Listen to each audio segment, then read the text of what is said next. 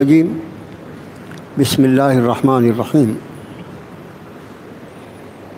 الرجال قوامون علی النساء بما فضل اللہ بعضهم علی بعض وبما انفقوا من اموالهم فالصالحات قانتات حافظات للغیب بما حفظ اللہ واللاتی تخافون نشوزهن فعظوهن واہجروهن فی المضاجع واضربوهن فإن أطعنكم فلا تبغوا عليهن سبيلا إن الله كان عليما خبيرا صدق الله العظيم اللهم صل على محمد وعلى آل محمد وبارك وسلم۔ پچھلے کئی ہفتوں سے لگاتار ہم جو کچھ باتیں عرض کر رہے ہیں وہ ہیں ہماری زندگیوں میں انصاف کو قائم کرنا، عدل کو قائم کرنا، انفرادی معاملات میں بھی اور اجتماعی معاملات میں بھی۔ گزشتہ جمعے میں بات چل رہی تھی میاں اور بیوی کا وہ نازک ترین رشتہ جو اللہ نے دنیا میں قائم فرمایا ہے اور جس کی تکمیل، جس رشتے کے حقوق کی ادائیگی، ان کی رعایت کرنا، اپنے اوپر واجب ہونے والے حقوق کا ادا کرنا اور سامنے والے کے حقوق کی پوری رعایت کرنا، اس کے فطری، اس کے نسوانی جذبات کا خیال رکھنا، یہ سارے کے سارے احکام شریعت میں شامل ہیں اور ان سب کی ادائیگی عین عبادت ہے اور ان کی عدم ادائیگی اللہ کی بارگاہ میں زبردست پکڑ کا باعث ہے۔ اس لیے اتنی تفصیل کے ساتھ، اس لیے کہ یہ ایسا مسئلہ ہے، ہر گھر کا مسئلہ ہے اور ہر گھر میں ایک مسئلہ نہیں بلکہ جتنے جوڑے اللہ نے ایک گھر میں بنائے ہیں اتنے جوڑوں کا مسئلہ ہے۔ اور فی زماننا اسلامی تعلیمات سے ہماری دوری اور ماڈرن زمانہ جو ہے، زمانہ جدید، اس کی رو میں بہہ جانے کی وجہ سے اکثر و بیشتر گھر زندگیاں جو ہیں وہ برباد اور تباہ ہو رہی ہیں۔ اور پھر جب یہ معاملہ آگے بڑھتا ہے تو پھر اللہ معاف فرمائے طلاق تک کی نوبت آ جاتی ہے۔ جو اللہ کے رسول صلی اللہ علیہ وآلہ وسلم کی ارشاد کے مطابق اللہ نے جتنی چیزیں حلال کی ہیں ان چیزوں میں ابغض الحلال ہے، حلال چیزوں میں سب سے زیادہ ناپسند چیز اللہ کو طلاق۔ اب ظاہر ہے کہ طلاق کا وقوع اچانک نہیں ہوتا بلکہ اس کی شروعات جو ہے وہ ہماری اور سامنے والی جو پارٹی ہے اس کی لا علمی اور جہالت کی وجہ سے ہوتا ہے۔ اس لیے جو باتیں پچھلے ہفتے میں عرض کی گئی تھیں وہ اس آیت شریفہ کا اوپری حصہ ہے، الرجال قوامون علی النساء۔ مردوں کو عورتوں پر اللہ نے نگہبان بنایا ہے، ان کی نگہبانی کرنے والا، ان کی دیکھ ریکھ کرنے والا، ان کی ضرورتوں کا خیال کرنے والا، ان کا ایڈمنسٹریٹر۔ قوام کا ایک ترجمہ انگریزی میں ایڈمنسٹریٹر ہوتا ہے۔ تو اللہ نے ان کو نگراں بنایا ہے۔ اب ظاہر ہے کہ نگراں جو ہوتا ہے اس کی ذمہ داریاں کتنی زبردست ہوتی ہیں۔ فرمایا اس کی ایک وجہ تو یہ ہے کہ بما فضل اللہ بعضهم علی بعض، اللہ نے بعض کو بعض پر فضیلت عطا فرمائی، سب سے پہلی بات یہ، اور دوسرے وبما انفقوا من اموالہم، اور اس کی دوسری وجہ یہ ہے کہ یہ مرد جو ہیں یہ اپنے مال ان عورتوں پہ خرچ کرتے۔ اس کا معنی یہ ہے کہ اس آیت شریفہ سے یہ خود بخود ظاہر ہو گیا، سورۃ النساء کی آیت ہے یہ، کہ مال کا خرچ کرنا ہمیشہ شریعت مطہرہ میں مردوں کے ذمے قرار دیا گیا ہے اور عورت کے اوپر کبھی مال خرچ کرنے کی ذمہ داری عائد ہوتی ہی نہیں۔ ہم گھما پھرا کے احکام شریعت میں زبردستی ہاتھ ڈال کر معاذ اللہ اس کو تبدیل کر کے اپنی رسم و رواج کی دہائی دے کر اگر عورت پر یا عورت کے سرپرستوں پر کسی طرح کا بوجھ ڈالتے ہیں تو یقینی طور پر یہ ہماری گناہ کا سبب بنے. اشارے میں بات ہے، آپ اس کو سمجھ لیجیے. عورت کے اوپر مال خرچ کرنا کبھی بھی کسی بھی حال میں، اب ظاہر ہے جب اس پر خرچ کرنا شریعت نے واجب نہیں کیا، اس پر کمانا بھی واجب نہیں ہے. اس لیے کہ گھر زندگی کی اہم ترین ذمہ داریاں جو اللہ نے عورت کے سر پر رکھی ہیں، انسان کی آنے والی نسلوں کا مستقبل عورت کی گود میں پلتا ہے. انسانیت کا مستقبل عورت کی گود میں پلتا ہے. یہ نازک ترین ذمہ داری چونکہ عورت کے اوپر اللہ نے عائد کی ہے، اس لیے اس پر کمانے کی ذمہ داری نہیں رکھی. بما انفقوا من اموالہم، اس لیے کہ مرد جو ہیں ان پر اپنا مال خرچ کرتے ہیں. اب آگے فرمایا فالصالحات، نیک خواتین. ایک لفظ کتنا فالصالحات. کون خاتون ہوگی، کون عورت ہوگی جو اپنے آپ کو صالحہ کہلانے کی اس کو شوق نہ ہو، اس کی تمنا نہ ہو کہ اللہ مجھے صالح کہہ دے، اللہ مجھے، یہ میری نیک بندی ہے. جیسے ہم مردوں کے لیے اس سے بڑھ کر اعزاز کیا ہے کہ اللہ ہمیں کہہ دے عبدی، یہ میرا بندہ ہے. بندے تو سب ہیں، جس کو اس نے پیدا کیا سارے اسی کے بندے ہیں. وہ وفادار بھی جو اس کے سامنے سر جھکانے والے ہیں، اور وہ غدار بھی جو اس کا کھا کر غیروں کا گانے والے ہیں. بندے بہرحال اسی کے، اسی کے، اس کے سوا کوئی الہ ہے ہی نہیں. لیکن یہ کسی بندے کا اعزاز ہوگا کہ کسی بندے کے لیے رب تعالیٰ فرما لے کہ یہ میرا بندہ ہے، میرا خاص بندہ. جب میرا بندہ کہیں تو اس سے مراد ہوتا ہے میرا خاص بندہ ہے، میں نے اپنے بندوں میں اس کو چن لیا. اسی طرح بندیوں میں اللہ تعالیٰ کسی بندی کے لیے کہہ دے یہ صالحہ ہے، یہ نیک ہے. تو قرآن نے فرمایا فالصالحات، نیک بندیاں، پاکیزہ، پارسا، اللہ کی پسندیدہ بندیاں. ظاہر ہے ایمان والیاں جب اس پر اس کی نگاہ پڑھے تو اس کے دل سے یہ آواز نکلے، پروردگارا میں یہ چاہتی ہوں کہ ان صالحات میں آپ مجھے شامل فرمائیں. فالصالحات قانتات حافظات للغیب بما حفظ اللہ. یہ نیک خواتین وہ ہوتی ہیں جو فرما برداری کرنے والی ہوتی ہے. فرما برداری کس کی؟ اصل فرما برداری اللہ اور اس کے رسول کی، اور پھر جو اس کے حقدار ہیں کہ ان کی فرما برداری کی، اس میں شوہر ہے پہلے نمبر پر ہے. تو قانتہ اس کو کہتے ہیں جو فرما برداری کرنے والی ہے. اپنے شوہر کی نافرمانی اور نہ اللہ اور اس کے رسول کی نافرمانی، دونوں کی فرما برداریاں. لیکن میں نے 1 یا 2 ہفتے پہلے یہ بات عرض کیا تھا، اس شریعت مطہرہ کا مزاج یہ ہے کہ کسی ایسی پریشانی میں اپنے ماننے والوں کو یہ شریعت ڈالتی نہیں. اصل فرما برداری جو ہے وہ صرف اللہ اور اس کے رسول کی. ہمارے جو اولو الامر ہیں وہ ہمارے والدین ہوں، وہ بیوی کے لیے شوہر ہو، وہ کسی جماعت کے لیے امیر ہو، وہ کسی جماعت کے لیے اس کا امام ہو، وہ کسی جماعت کے لیے اس کا سردار ہو. جتنے ایسے اولو الامر ہیں، کسی محکوم کے لیے حاکم ہو، کسی غلام کے لیے آقا ہو، یہ سارے کے سارے جو ہیں ان کی فرما برداری صرف اس حد تک واجب ہے جب تک وہ اللہ اور اس کے رسول کے خود فرما بردار رہیں. اگر وہ اللہ اور اس کے رسول کے حکم کے خلاف کوئی حکم دیتے ہیں، ان کی فرما برداری سرے سے واجب ہی نہیں رہے. اس لیے ظاہر ہے کہ قانتات فرما برداری کرنے والیاں، ظاہر بظاہر تو شوہر کی فرما برداریاں، لیکن شوہر کی فرما برداری بھی اللہ اور اس کے رسول کی تابع داری کی روشنی.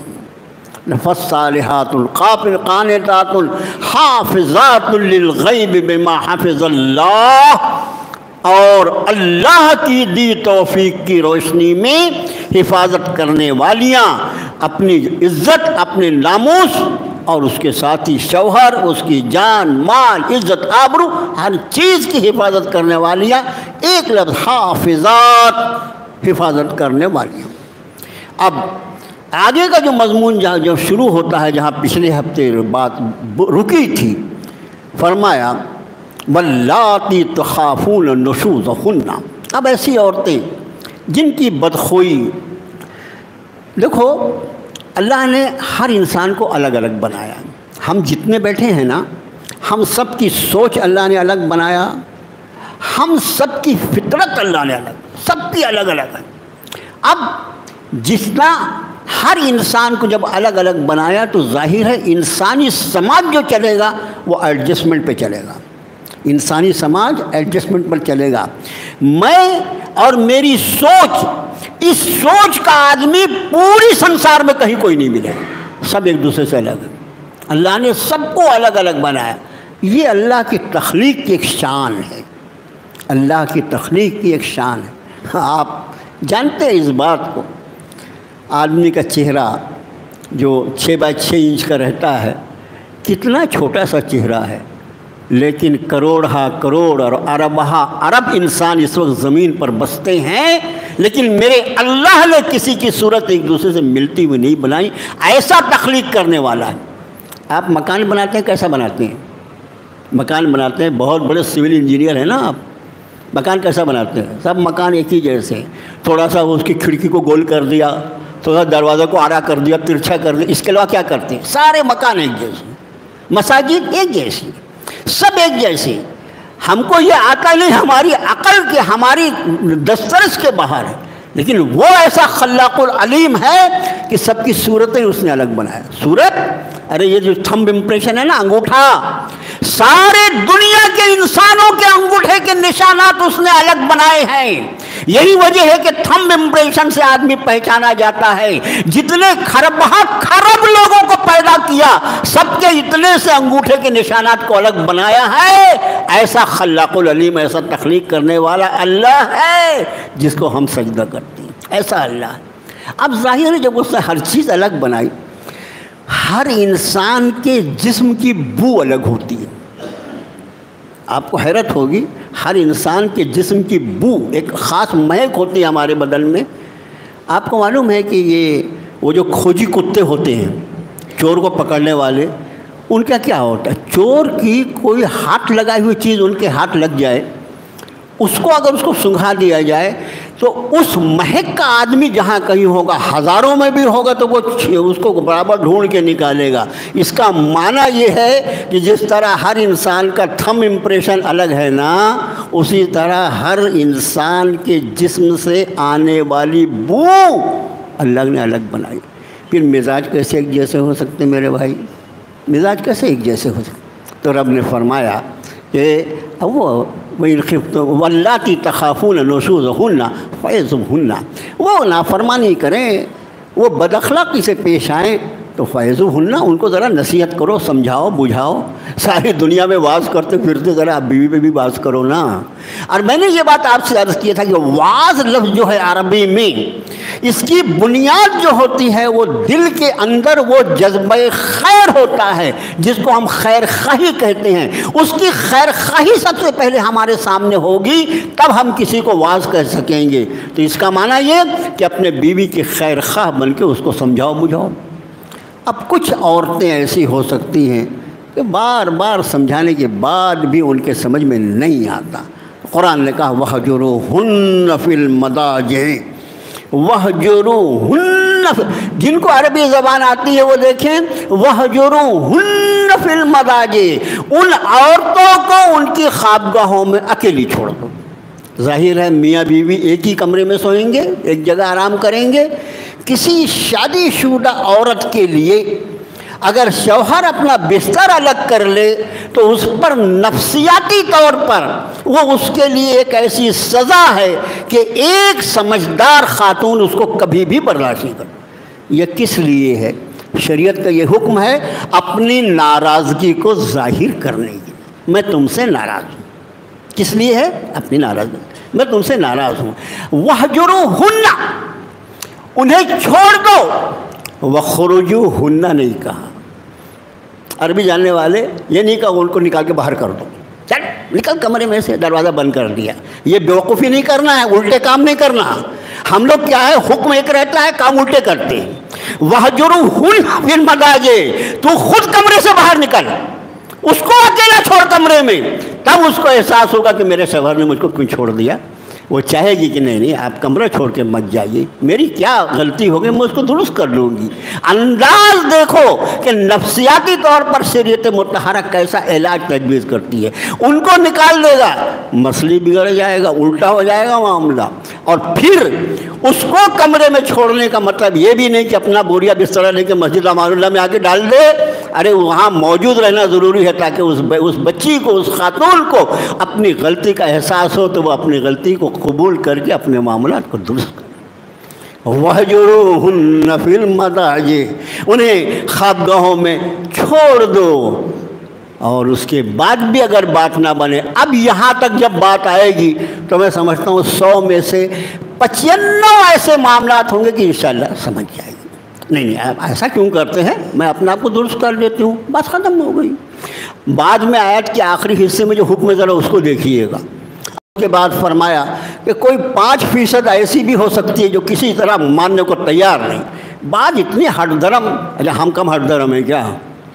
اپنی ہٹ دھرمی بھی تو دیکھو، تم کم ہٹ دھرم ہو کیا؟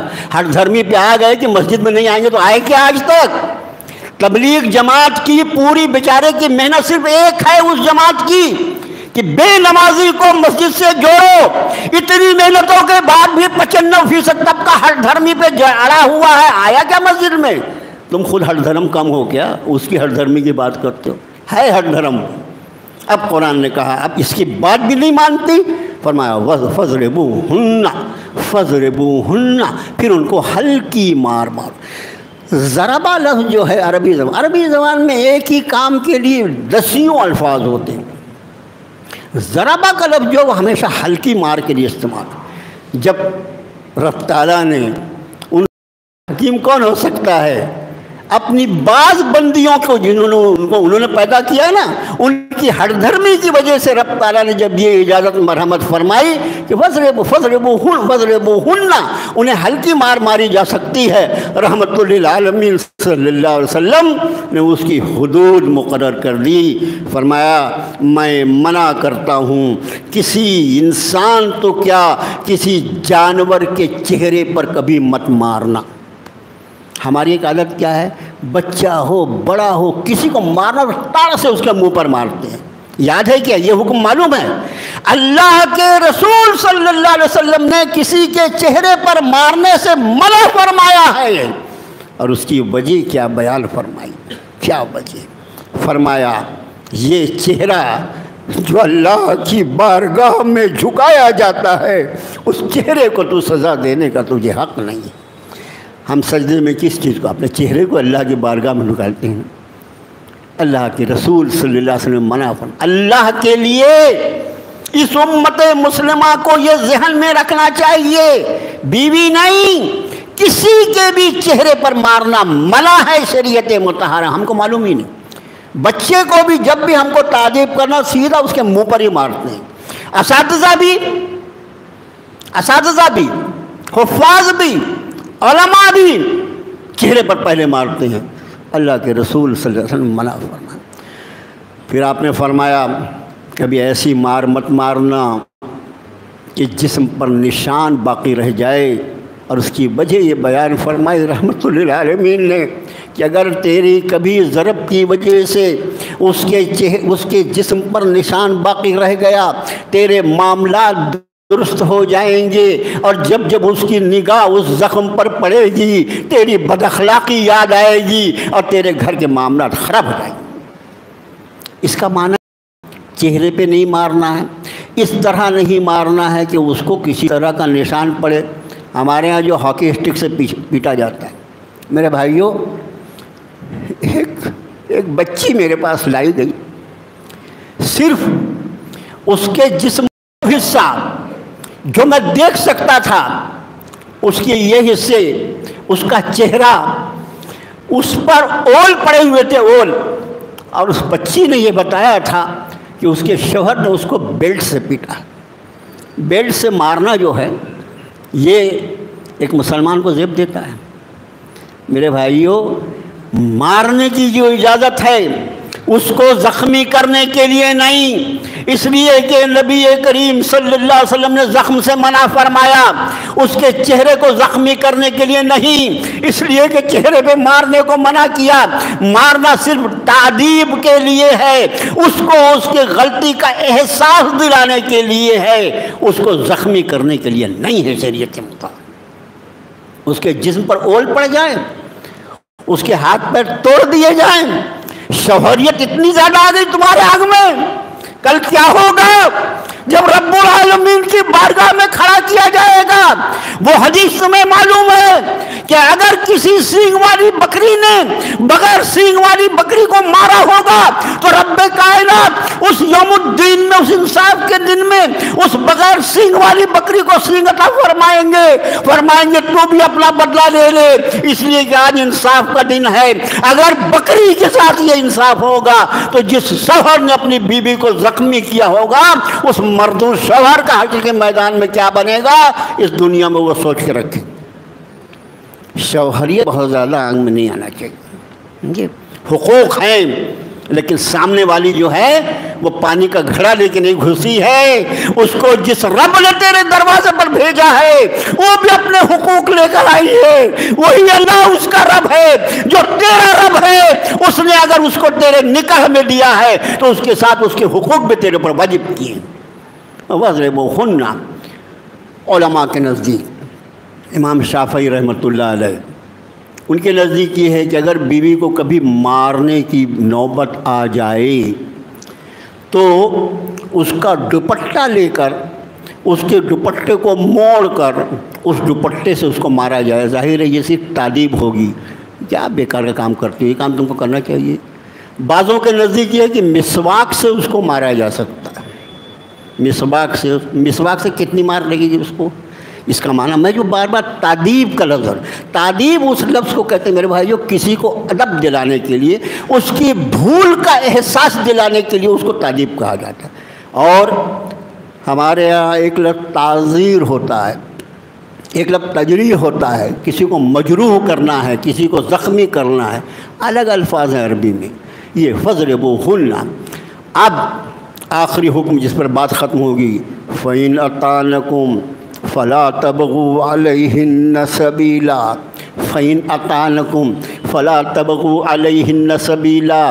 اور یہ سب کرنے کے بعد، سمجھا دینے کے بعد، یا اپنی اب اس کو خوابگاہ میں اکیلا چھوڑ دینے کے بعد، یا اس کو ہلکی ضرب لگا لینے کے بعد، فَإِنْ أَطَعْنَكُمْ، پھر اگر وہ تمہارا کہاں ماننے لگے، اگر وہ تمہاری اطاعت کرنے لگے، فَلَا تَبْغُوا عَلَيْهِنَّ سَبِيلًا، ان کو ستانے کے لیے راستے مت تلاش کرنا۔ اب اس کی غلطی کو بھول جانا، اس کی غلطی کا بعد میں تانا مت دینا، تو پہلے ایسا کرتی تھی، تو نے تو اس دن وہ فلا کری تھی، یہ سب نہیں۔ فَلَا تَبْغُوا عَلَيْهِنَّ سَبِيلًا، اس کو ستانے کے راستے مت تلاش کرنا۔ إِنَّ اللَّهَ كَانَ عَلِيًّا كَبِيرًا، اس کا خیال رکھنا کہ تیرا اللہ جو ہے وہ بڑا زبردست ہے، سب سے بڑا ہے۔ اگر تو اس کی بندی کے پیچھے پڑے گا تو یاد رکھ، اگر اس نے تیرے پیچھے پڑنے کا فیصلہ کر لیا تو تیرا کہیں ٹھکانہ نہیں لگے۔ قرآن شریف کی آیتیں اللہ عز و جل کے جس اسماء مبارکہ پر پوری ہوتی ہیں، یہ ایک تفسیر قرآن کا ایک نقطہ ہے۔ یہ قرآن پاک کی آیتیں اللہ عز و جل کی جن اسماء مبارکہ پر پوری ہوتی ہیں، ان اسماء مبارکہ شریفہ سے، مضمون سے زبردست تعلق ہوتا ہے۔ یہ قرآن ہے بھائی، یہ اللہ کا کلام ہے۔ فرمایا ان اللہ کان علیٰ کبیرہ، اللہ سب سے زبردست، سب سے اعلیٰ مرتبت اور سب سے بڑا ہے۔ اس کا معنی یہ کہ تو اس بیوی کے ساتھ اپنے گھر زندگی کو وَعَاشِرُوهُنَّ بِالْمَعْرُوفِ، اس آیت پہ بات ختم ہوگی۔ سورہ نساء کی یہ بھی آیت ہے وَعَاشِرُوهُنَّ بِالْمَعْرُوفِ، ان کے ساتھ بھلائی کے ساتھ معاملہ کرو، ان کے ساتھ بھلائی کے ساتھ زندگی گزارو۔ فَإِن كَرِهْتُمُوهُنَّ وَعَاشِرُوهُنَّ بِالْمَعْرُوفِ فَإِن كَرِهْتُمُوهُنَّ عَسَىٰ أَن تَكْرَهُوا شَيْئًا وَيَجْعَلَ اللَّهُ فِيهِ خَيْرًا كَثِيرًا، اگر وہ تمہیں کسی معاملے میں ناپسند ہو تو ہو سکتا ہے عَسَىٰ أَن تَكْرَهُوا شَيْئًا، تم کسی چیز کو ناپسند کرو اور اللہ نے اس میں خیر کثیر رکھ دیا ہو تمہارے لیے، آنے والے وقت کا بھی تو انتظار کرو۔ عالم الغیب تم نہیں ہو، اللہ عالم الغیب ہے۔ اس عورت کی کوئی چیز تمہیں ناپسند ہو تو تم بھی کہاں ایسے دودھ کے دھلے ہو، تمہاری بھی کتنی عادتیں اللہ کو ناپسند ہے، تمہاری کتنی بدعملیوں کے ساتھ وہ تم کو برداشت کر رہا ہے، اس کی کسی ناپسندیدہ حرکت کے ساتھ اس کو برداشت تو کر کے دیکھو۔ فرمایا عَسَىٰ أَن تَكْرَهُوا شَيْئًا، ہو سکتا ہے تمہیں کوئی چیز ناپسند ہو، اور پھر وَيَجْعَلَ اللَّهُ فِيهِ خَيْرًا كَثِيرًا، اللہ نے اس میں تمہارے لیے کوئی زبردست خیر کا مجموعہ رکھا ہو، خیر کا خزانہ رکھا ہو، اس کا انتظار کرتے رہو۔ اس کی ناپسندیدہ عادتوں کو اس لیے برداشت کرو کہ ہو سکتا ہے اللہ نے تمہارے لیے کوئی خیر کا فیصلہ۔ میرے بھائیو، آج اس پر اس کے بعد کی اگلی آیت جو ہے کہ اگر اس سے بھی معاملہ نہیں درست ہوتا تو پھر آگے حکم قرآن پاک کا کیا ہوتا ہے، انشاءاللہ اللہ نے زندگی رکھی تو اگلے ہفتے یہ ایک اعلان ہے، یہ جو ایک ہے کہ آدھار کارڈ کو اپنے الیکشن کارڈ کے ساتھ لنک کرنا ہے، اس کے لیے 25 تاریخ کو اسی مہینے کے اسلامیہ اسکول میں ایک کیمپ رکھا ہے ان حضرات نے 11 بجے سے 4 بجے تک، جہاں پر اپنا آدھار کارڈ اور اپنا الیکشن کارڈ دونوں لے کر جانا ہے اور وہ اس کو لنک اپ کر دیں گے۔ یہ بھی ایک ضروری کام ہے۔ آنے والی 25 تاریخ کو اسلامیہ اسکول میں صبح 11 بجے سے شام 4 بجے تک۔